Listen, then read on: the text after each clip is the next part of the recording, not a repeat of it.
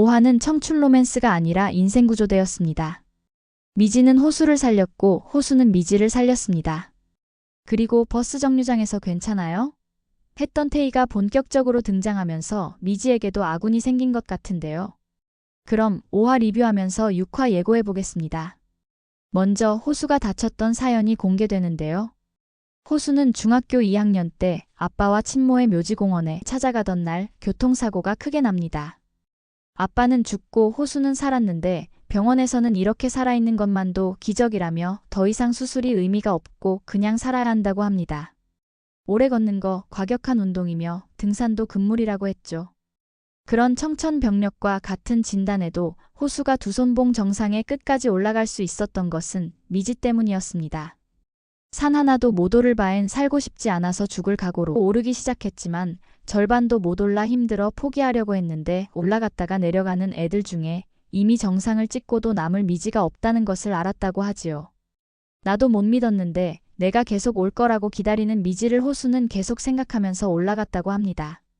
그것이 호수 인생의 전환점이자 첫사랑이었습니다. 정상까지 목숨 걸고 올라온 호수를 미지는 환하게 웃으며 손 내밀어 주었고 호수는 땀범벅인 화상흉터를 처음으로 미지에게 보여주었습니다. 그런 미지를 방에서 나오게 한 사람은 호수였습니다. 할머니가 쓰러지고 나서 밖을 나갔지만 한 번 나갔다고 또 나가고 그런 것은 아니었나 봅니다.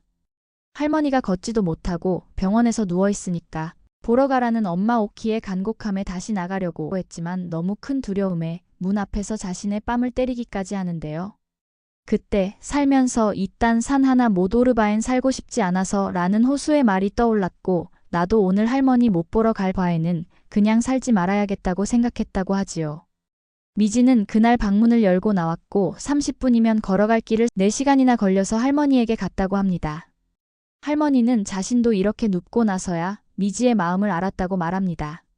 늙은 나도 이렇게 무서운데 미지는 얼마나 무섭고 힘들었을까? 그러면서 미지의 이름처럼 오늘은 아직 모르는 거니까 오늘은 살자고 나도 어떻게든 살아볼 테니까 미지도 살자. 절대로 도망치지 않기로 할머니랑 약속을 했습니다. 미지는 그렇게 하루씩 버텨서 오늘이 되었던 것입니다. 미지는 회사 생활은커녕 보고서라는 말조차 생소한 신사옥 사업 보고서를 만들게 되었는데요. 미지는 며칠 걸릴 자료를 몇 시간이면 뚝딱 한다는 김태희에게 온갖 사정으로 부탁을 하고 태희의 도움을 받는데요.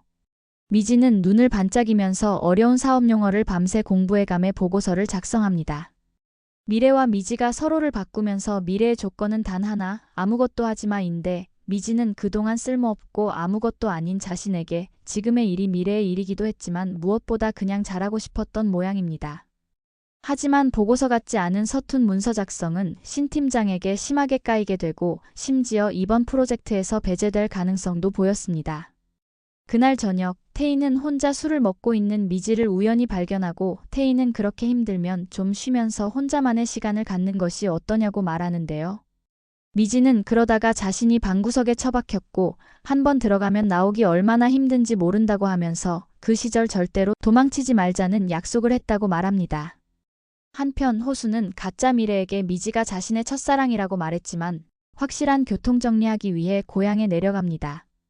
미래가 얌전히 검정머리 염색한 것이며 자신의 안 들리는 왼쪽에 앉는데도 못 알아보고 두 손봉 올라간 날 너랑 정상에 있을 때가 지금도 가끔 떠오른다고 하는데도 미래는 그냥 어색해하기만 합니다. 호수는 왜 그때랑 다르지? 하고 생각할 뿐 가짜 미지임을 눈치채지는 못합니다.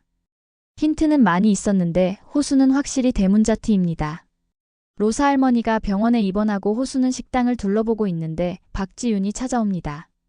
박지윤은 호수에게 들이대면서 아직도 미래와 사귀냐고 묻는데 호수는 지금도 옛날에도 그런 소문이 왜 돌았냐고 되묻습니다. 박지윤은 너네 둘이 분위기도 비슷하고 학교도 같이 빠지고 지금도 동창회 모임에 같이 오고 로사 식당에도 같이 오니까 라고 하는데요. 호수는 그때 경시대회 나가는 사람이 미래와 자기 둘이니까 그런 거였는데 하면서 딱 거기까지만 말하고 아무튼 아니라고 합니다.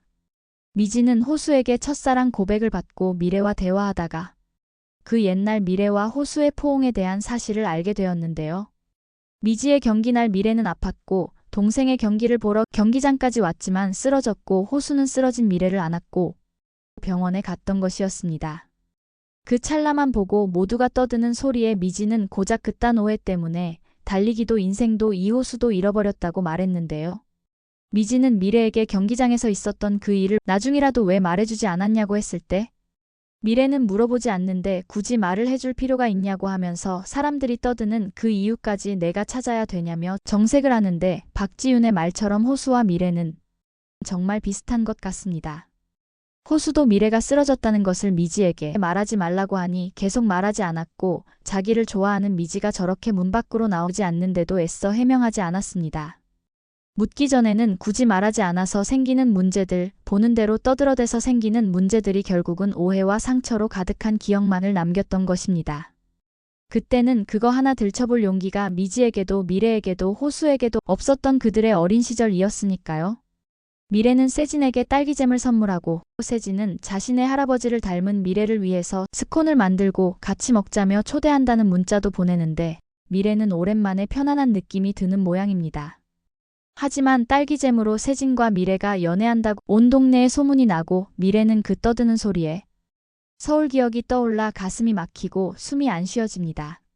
마치 미지와 태희가 함께 회의를 준비하는 모습을 보고 이번에는 어린애를 꼬신 거냐며 그래도 유부남보다 낫다며 광화문 한복판에서 뺨 맞을 일은 없겠다고 떠드는 사람들 소리에 또 마음이 시끄러워졌는지 딸기밭 일을 그만둡니다. 한편 신사옥 부지 사업이 사장이 직접 개입할 정도로 꽤 중대한 사업으로 바뀌면서 최 국장은 그동안 미지의 수고를 무시하고 자기 공으로 가로채려는 속셈에 로사식당 담당 직원이 자신이라고 말합니다. 그런 상황을 파악한 호수는 최 국장에게 담당자가 직접 공식적인 의견만 대리인을 통해서 전달해달라고 딱 부러지게 말하는데요. 최 국장은 호수가 법적으로 까다롭게 나오자 사건을 원근에 의뢰하고 이충구는 이 호수가 담당 변호사라는 말에 자신이 직접 사건을 수임합니다. 아마도 호수를 원근에서 쫓아낸 것도 모자라 호수를 완전히 눌러버리려고 작정한 것 같습니다. 술 취한 미지와 대화하고 집으로 돌아온 태희는 유미래 씨를 계속 도와주어야겠다고 누군가에게 말하는데요. 그 누군가는 바로 미래의 선임 김수연 같습니다.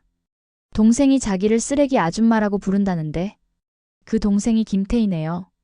미래가 말하길 김수연은 보기 드물게 따뜻하고 좋은 사람. 미래가 처음으로 이 회사에 들어오길 잘했다고 생각했다죠. 동생 태희는 누나가 혼자 비리에 저항하다 버티지 못하고 퇴사했지만 미지처럼 잠도 못 자고 숨도 못 쉬면서 1년 이상 방구석에 틀어박혀 나오지 못하는 것을 봐왔을 겁니다. 김수연은 내부 비리를 고발한 자신에게 동조했다는 이유로 미래가 사무실에서 투명인간으로 살고 있다는 것을 알았을 테고 동생 태희에게 미래를 도와주라고 했던 것 같아요. 태희도 미지가 방에서 나왔던 이야기를 듣고 도망가지 않고 끝까지 버티는 미지를 더 도와야겠다고 생각한 것 같습니다. 김수연과 태희의 등장으로 이제 서서히 미래의 회사 비리가 드러날 것 같은데요. 근한감에 미지가 또 어떻게 반응할지 기대가 됩니다. 6화 예고편을 보니 미지와 미래가 바뀐 것이 밝혀지고 경구가 미래를 알아보고 지윤이 미지를 알아보는 것 같은데 우리의 호수는 미지를 어떻게 알아볼까 궁금해집니다. 술 취한 미지는 호수에게 나도 너 좋아했다고 맞고백을 하는 모양인데요. 그럼 저는 미지의 서울 다음 리뷰로 돌아오겠습니다. 지금까지 즐거우셨다면 구독, 좋아요 눌러주세요.